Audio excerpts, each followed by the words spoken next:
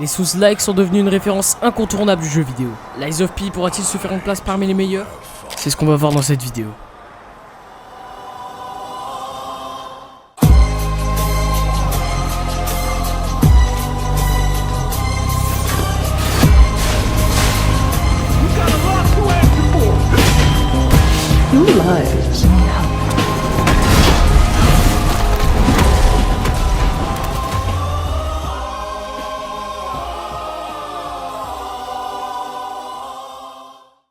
Les Souls-like sont devenus des références incontournables du jeu vidéo. Dark Souls, Bloodborne, des jeux qui ont marqué les esprits avec leurs difficultés. Lies of P est un jeu qui s'inspire clairement de ces grands noms, mais avec une touche assez originale. Ici, vous incarnez une marionnette. Le gameplay, c'est du Dark Souls pur et dur. Des combats, une exploration, mais avec une petite différence. L'univers visuel est directement inspiré de Pinocchio et il y a une DA qui rappelle vraiment Bloodborne. Si vous connaissez Pinocchio, vous savez que l'œuvre originale est basée sur ce fameux système de mensonges qui va jouer un rôle très important dans le jeu vidéo et qui va faire avancer l'histoire. Un mélange étrange mais qui semble offrir un twist très intéressant.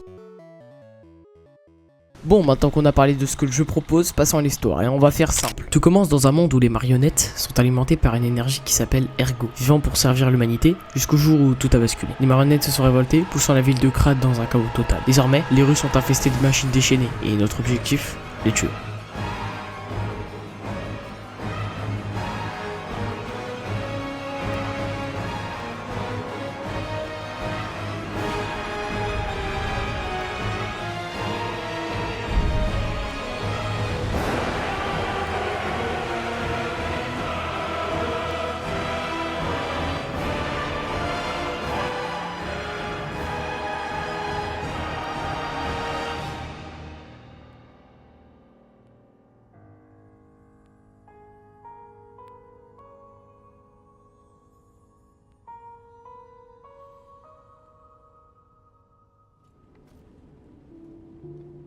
C'est dans Strength tout commence, une marionnette sans passé clair, mais avec une mission. Et tout de suite, l'ambiance donne le ton sombre et pesant, exactement ce qu'on attend d'un Souls. Mais avant de sortir du train, il faut faire un choix. Ici, on vous propose 3 classes de départ. La dextérité, pour ceux qui préfèrent les attaques rapides et les esquives fluides. La force, idéale si vous aimez frapper fort, même si cela signifie de sacrifier un peu de vitesse. Et enfin, le criquet, un mélange équilibré des deux. Je peux jouer force, moi j'aime bien dextérité, équilibre aussi, je pense que je vais jouer dextérité là, j'aime bien les petites rapières rapides. Voilà, ça c'est bien mon style d'arme. Une fois votre style choisi, votre aventure commence réellement. Vous arrivez dans une gare déserte qui fait office de tutoriel pour vous familiariser avec les mécaniques essentielles du jeu. On peut l'interchanger. Voilà. Je connais trop bien les Souls pour savoir que. Putain d'ennemi à chaque fois, voilà. Ouh, ça sent le coup critique ça. Ça sent le coup critique. Très vite, on vous présente les bases. D'abord, le critique dans le dos, parfait pour éliminer rapidement un ennemi. Ensuite, le système de parade, qui rappellera des souvenirs à ceux qui ont joué à Sekiro. Ici, tout est une question de timing. Une parade réussie non seulement bloque les dégâts, mais elle fragilise aussi l'ennemi. Et enfin, il y a le système de stupéfaction. Infliger assez de dégâts ou paraît suffisamment d'attaque, et l'ennemi sera temporairement vulnérable, ouvrant une fenêtre parfaite pour une attaque critique. Ce mélange de mécaniques emprunté à Dark Souls et Sekiro donne une vraie difficulté au jeu. Je crois que j'ai fini le tuto.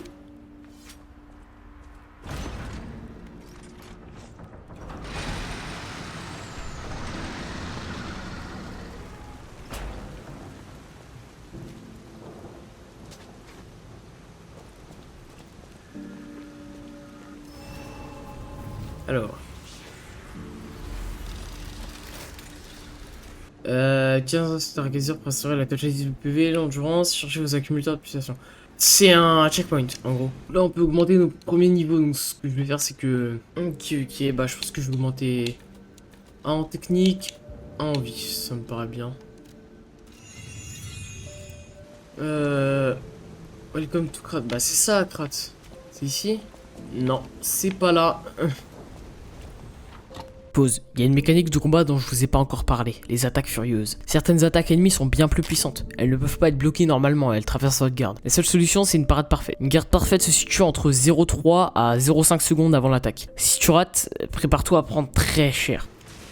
Aïe. Bâtard.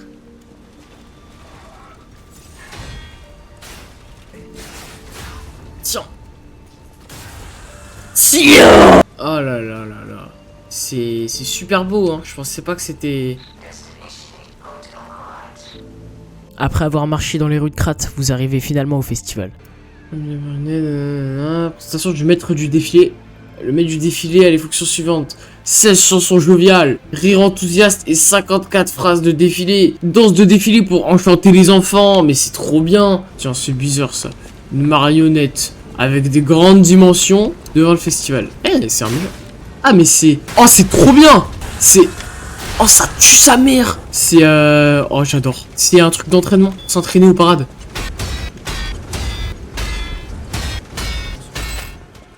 Oh, ça pue le boss, là.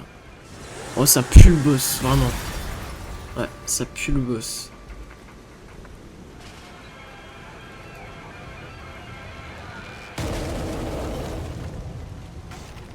Sa mère. Oh, sa mère. Je suis pas prêt, je suis pas prêt. Ah! Ok, il est trop long.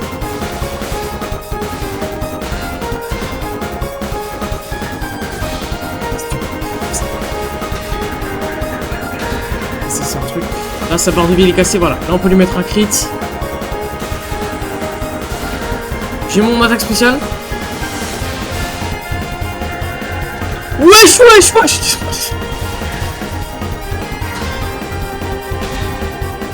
La caméra qui marche pas.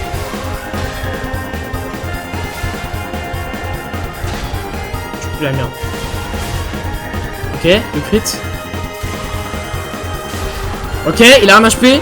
Coup de bras. Hein, j'ai percé mon premier boss. Vraiment, il pue sa mère celui-là. Après avoir vaincu notre premier boss, on se retrouve enfin devant l'hôtel. Mais avant d'y entrer, le jeu nous a posé un choix. Wow, ça tue sa mère. On arrive à l'hôtel.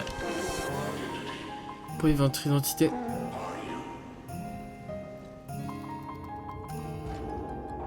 Ah merde. Je dis humain ou marionnette. Bah, je suis un humain. Elle m'a dit de dire humain.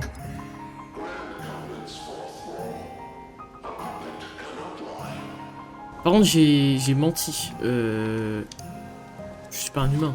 Ben, je suis une marionnette.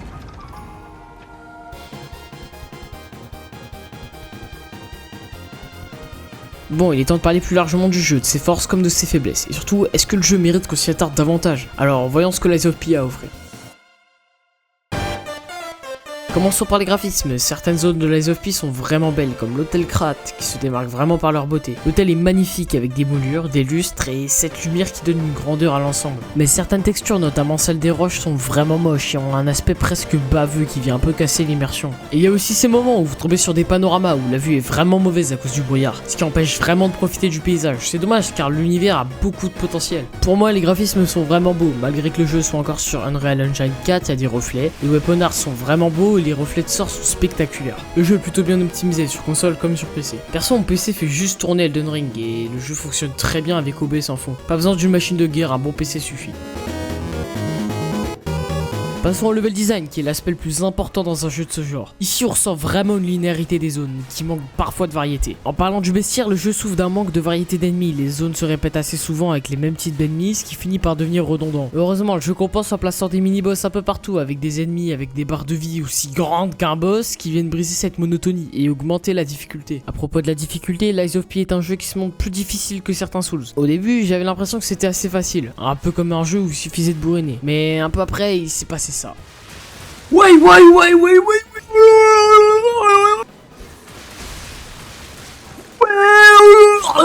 Il y a aussi un détail qui gêne dans les combats, c'est la caméra. Surtout dans les coins étroits ou lorsqu'on affronte plusieurs ennemis en même temps. C'est un problème récurrent dans les Souls en général, mais c'est important à souligner. La caméra qui marche pas. Et maintenant, après avoir parlé de tout ça, il est temps d'aborder l'un des points forts, les boss. Les boss sont un véritable point fort tant sur le plan gameplay que sur le plan de la direction artistique. Chaque boss a son propre design, une mécanique bien spécifique. Tout ce qu'on aime avec un boss. Le jeu apporte plusieurs nouvelles mécaniques comme le bras de légion. On peut customiser, il y en a plein de différences, c'est vraiment super. Une chose très originale et qui est propre à Lies of P, c'est l'organe P. En gros, c'est la modification du cœur de notre marionnette. Ça scale très bien au long de l'aventure, ça nous fait débloquer plein de nouvelles compétences selon le style de jeu. Je peux même sélectionner les compétences que je veux, c'est vraiment trop bien. La La DA du jeu est basée sur l'histoire de Pinocchio qui est omniprésente dans le jeu. Des personnages comme Jiminy le Cricket, Sophia la Fée Bleue ou Geppetto viennent réinterpréter l'œuvre classique dans une version plus sombre. Ces personnages sont des clins d'œil subtils qui enrichissent l'histoire et le thème de la marionnette se prête parfaitement à l'atmosphère du jeu. Et en plus, si on parle de l'ambiance sonore, les musiques sont vraiment incroyables. Certaines comme celle de l'Hôtel Krat sont incroyablement bien réussies et en plus il existe quelques annexes qui permettent de récupérer certaines musiques. Ce qui est une belle récompense pour les joueurs qui se pensent un peu plus sur l'histoire et les secrets du jeu. Ma préférée reste la toute première, récupérable par cette dame dans le boulevard Elysion. Close your eyes, come to me, feel alright, just dance with me all through the night. Alors je sais pas pourquoi ils ont pris des interprètes anglophones pour faire des musiques en français, je rappelle que le studio qui a créé le jeu est coréen, mais nous on entend bien l'accent. Sors-moi de cette obscurité. J'ai pas encore parlé de notre personnage et de son évolution à travers le système de mensonges. En jouant sur cette mécanique, vous devenez progressivement plus humain. Par exemple, au début de votre aventure, le chat à l'entrée de l'hôtel vous rejette à cause de votre statut de marionnette. Mais à mesure que vous mentez et accumulez de l'humanité, l'attitude du chat change, il devient plus amical, signe que vous commencez à vous éloigner de votre nature de marionnette. C'est un aspect du jeu qui enrichit non seulement l'histoire, mais aussi l'interaction avec l'environnement. Et ça, j'adore. Lies of P est une note de 17 sur 20 qui est une très bonne note. En point fort, nous avons des combats de boss nerveux, exigeants, super satisfaisants à terminer. Alors ça oui, surtout quand tu laisses le boss à 1 HP avant de mourir 2 fois de suite. Non! Non! Oui. Non! Regardez sa vie! Après on doit sans cesse réfléchir à de nouvelles façons d'aborder les boss. Alors là non, je suis pas d'accord. C'est du die on retry, y a pas d'open world pour aller chercher de nouvelles armes. Un doublage d'excellente facture. Alors oui c'est vrai, sauf les anglais qui font des musiques en français hein. Et en point faible on a pas d'effet waouh dans l'exploration. Alors je suis d'accord, surtout au niveau des paysages. Une caméra parfois aux fraises, bon c'est comme dans tout bon Dark Souls quoi. La caméra qui marche pas. Et un bestiaire assez léger, je suis totalement d'accord. C'est pour moi le plus gros point noir du jeu. Mettez plein de marionnettes différentes, des variétés, mettez-moi des bras partout.